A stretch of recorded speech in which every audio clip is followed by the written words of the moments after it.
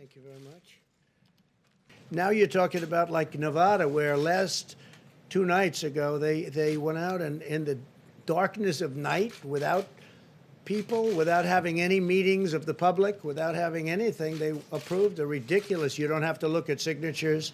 You don't have to approve anything. You can have double mailings. You can have all sorts of things. Nobody's ever seen anything like it. It's a disgrace. I mean, honestly, it's a disgrace. Time this evening is a Category 1 hurricane. Very serious, a lot of water. You'll have somebody like the governor of Nevada come out with this massive plan out of nowhere to take millions of ballots and send them all over the place. You'll never know who won that state. Certification and registration requirements, which took tremendous. Universal mail-in ballots is going to be a great embarrassment to our country.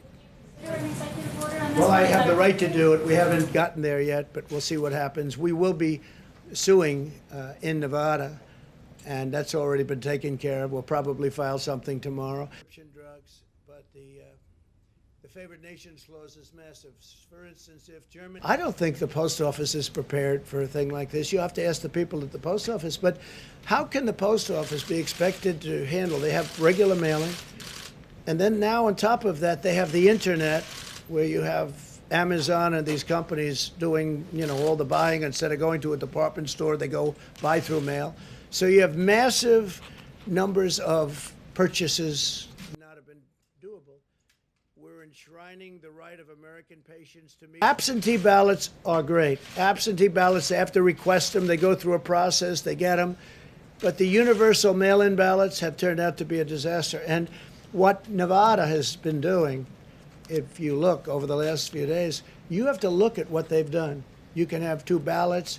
You can harvest. It's harvesting. So you can take thousands of ballots, put them together, and just dump them down on somebody's desk after a certain period of time. They have something where if you vote, the vote can count up to 7 days later. Well, if the vote's going to count 7 days later, that means if it depends on the one state like Nevada, that would mean simply that you can't have, supposing it's down to that one state, it could be, it's a great state, but supposing it's down to that one state, that means you have to wait 7 days.